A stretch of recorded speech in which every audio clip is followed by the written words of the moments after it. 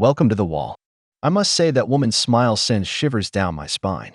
In today's video, I want to show you how the wall began to collect victims, how women over 40 struggle to get dates after divorce. Before we dive in, we want to thank you for being here. Your support means a lot to us. If you like what you see, we invite you to subscribe to the channel and give us a thumbs up. We'd also love to hear your experiences in the comments. Your engagement helps us grow and reach more people. Thank you for being part of our project. Let's get started. I've been divorced since 2017, and today I had to recall something from my old life, as I call it. So, when we were married, he was in the Virginia retirement system, and during the lifetime of our marriage, I get half of his retirement funds. Well, we've never split that up, so we've decided to go ahead and start doing that. And in order to do that, you have to hire a lawyer, and you have to go through what's called a quadro. So it actually goes to the courts, and they have to approve this, and we have to send in like our divorce decree, and it's a big pain in the butt, and it costs a lot of money. So we're in the middle of doing that, and the lawyer's office called me today and asked me for my social security number and his social security number. Can you explain to me why I still know his social security number just as easily as I know mine? Like, why? When is this going to stop? How can you not know this? If she wants to steal your money, your husband's social security number holds more value than yours. She's starting to reminisce about her old life today, and what she remembers is that she needs to take more money from her ex-husband. How despicable this woman is. In short, she remembers just to keep screwing him over years after it's ended. That's why I always tell men to choose the woman they'll share their life with wisely, because some, even after divorce, are still the same hell. Here, I want to emphasize what I always tell them. On the wedding day, only one person is getting married for love, and that's the man. The woman is marrying for a lifestyle. With this, I want to make it clear that the day a woman asks for divorce, it's better for you to prepare with a good lawyer. Believe me, get prepared with a good lawyer. Trust him like a soldier trusts his rifle before going into war, because this is a war where the other person wants to take all your money. Trust me, if she can leave you on the streets, she will. Guess what? Going on a date. So I'm in California, so yes, my hair is flat. One of the few benefits of being out here. And kind of got a cute little outfit on. Gonna see how these Cali boys measure up to some of them that I've been trying to date in other cities. Yeah, I'm just not real sure about this, but what are we gonna do? Gotta put yourself out there, and sometimes you win, sometimes you lose, and most of the time it feels like I've lost. But hey, let's see how it goes. The wall doesn't forgive. This woman has been single for a while. It's easy to tell when she has to move cities to see if she can get dates. She's been moving from state to state to meet a man, but as they always tell her, the feminist, that the grass is always greener, now they realize it's not true, that the wall doesn't forgive.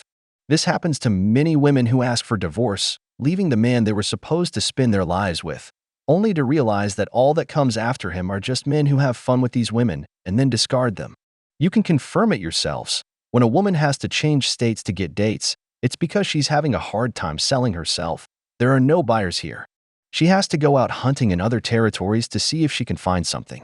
This is the time for men, because she's desperate to have a relationship. Hi, hello, it's me. So this morning, I'm just going to get right into it. This morning, we had a meeting at the school for our oldest son. And so me and my ex are there together. We're co-parenting the fuck out of this. We're doing a great job. We walk in together, united front, and we come out. And we're getting in our vehicles. We're like, yeah, we'll talk about this later, blah, blah, blah. And my car won't start. The minivan won't fucking start. And I'm like, what the fuck? Well, you see, there's this notification that's been going on off for like probably a month that says change key fob battery. And I ignored it. And so today I had to have my ex take me to the store and help me change my key fob battery. And this motherfucker had the audacity to say,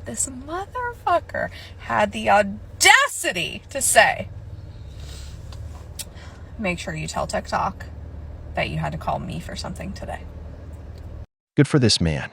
You claim to be a strong, independent woman who doesn't need any man, yet you have to go to your ex-husband to fix your car, and this man, probably wanting to keep the peace, helped you out. Because another man might have just told you, I don't have to do anything for you. Figure it out yourself. And you know why he posted it on TikTok? Because you're one of those women who constantly criticizes their ex-husband, probably on your channel.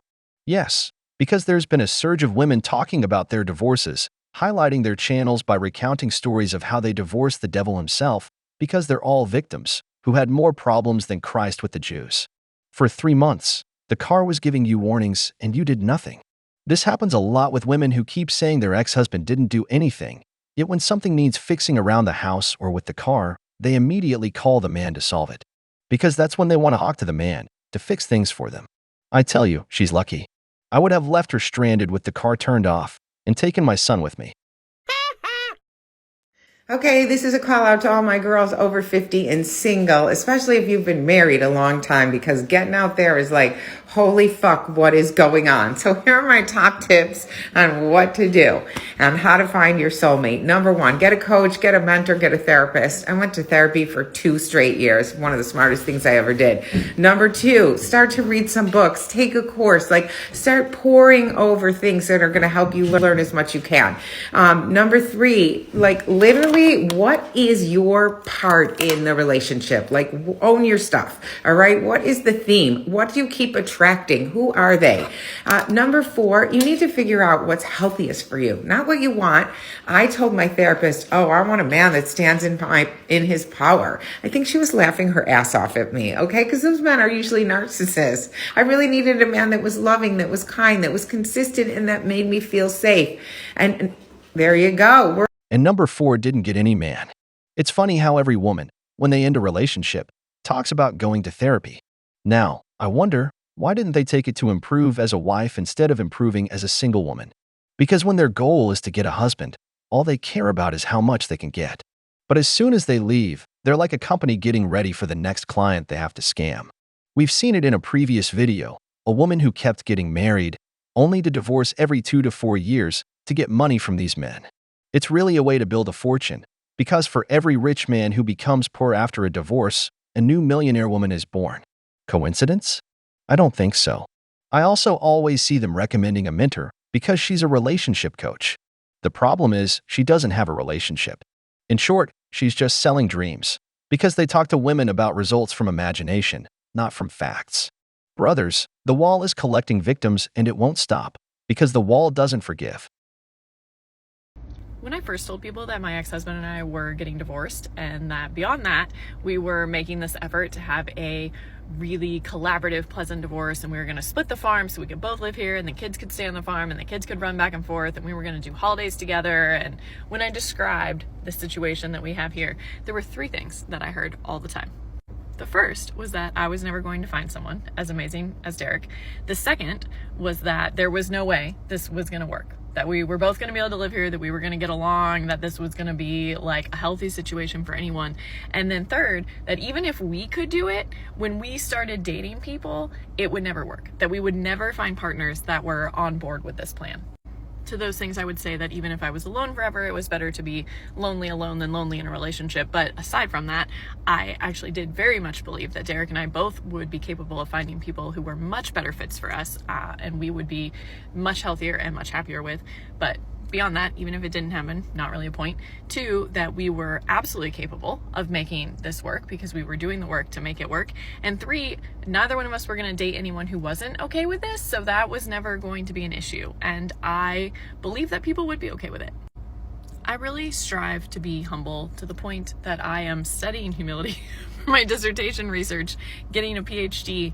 I deeply believe in the importance and the power of humility, and so I try really hard when I'm wrong and I realize I'm wrong to own that and to recognize it and have conversations about that, because I think it's important, right? To let people know when they are right and you are wrong and you have misjudged a situation.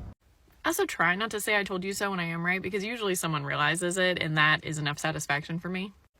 But yesterday, it was a Sunday morning. I was sitting in my backyard. It was our first real cold fall morning here. my ex-husband's girlfriend drove the golf cart over to my house, and so she and I were sitting in the backyard together watching the kids play while we drank our coffee by the fire. The day before, she and I had a girls' day with my daughter where we took her together to get our nails done, which is something she and I do often together, even without my daughter, but this time she got to go. And then we went and got my daughter's ears pierced, and it was like a whole big exciting thing.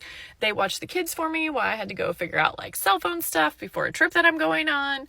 The day before that, she rode with me and the kids into town where we met my ex-husband, who go to the university homecoming parade for the afternoon, and then we all went to our friends' houses together to hang out and have dinner.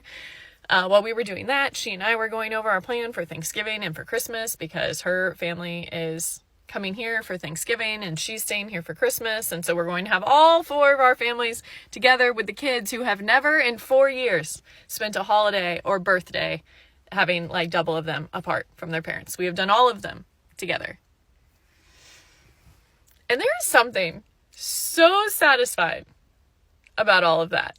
1, because our life is amazing. But 2, this just feels like all the time I'm walking around and I just want to be like, I told y'all so. Like, bitches, I told you so. Like, we have done it. And our life is friggin' amazing and beautiful. So this is going to be the one time I unapologetically say, I told you friggin' so. And also, if you were one of those people, I know that you like meant well and you were just scared and you were worried for us and whatever. But next time, trust me when I tell you something will work. Because this has freaking worked. The beauty of every story is that the beginning is never like the end. I'll make this clear to every man. Never mess where you eat. If you're divorced, try to close that chapter in a healthy way. This woman, even though she's the mother of your children, is not a part of your life anymore. There's a reason she divorced you. This might sound nice on paper, but remember, a woman's worst enemy is another woman. Women are territorial and competitive. The moment the new woman feels that the ex-wife is too close to her husband, problems will arise. From the moment the ex-wife sees her husband super happy with the new woman, even if it takes years for her to find someone herself, as it probably will, she'll start messing up the ex-husband's life. Besides, why would you want your new wife and your ex-wife to be friends? Remember, friends always talk about their relationships, which will end up revealing things you did in your past relationship to your new wife, complicating everything. This is a double-edged sword. It's fine for him to go on vacation, but going together, acting like one big happy family? I don't think that's a good idea. Plus, when the ex-wife enters a new relationship, probably with a Chad, that's going to bother you if they start hanging around you. So, brothers, don't mess where you eat. If you break up with someone, goodbye and good riddance. We don't need to see each other for anything other than the kids. My current personal life doesn't have to be of interest to them. Men need to learn to avoid chaos in their lives. We've reached the end of the video, but before we go, the questions are for you. What do you think about your ex-wife being friends with your current wife? What advice do you give to 40-year-old women to get a man? If you enjoyed the video, make sure to give it a thumbs up, subscribe to the channel, and hit the notification bell. Your support means the world to us and motivates us to create more content. Stay tuned for the next exciting video from The Wall.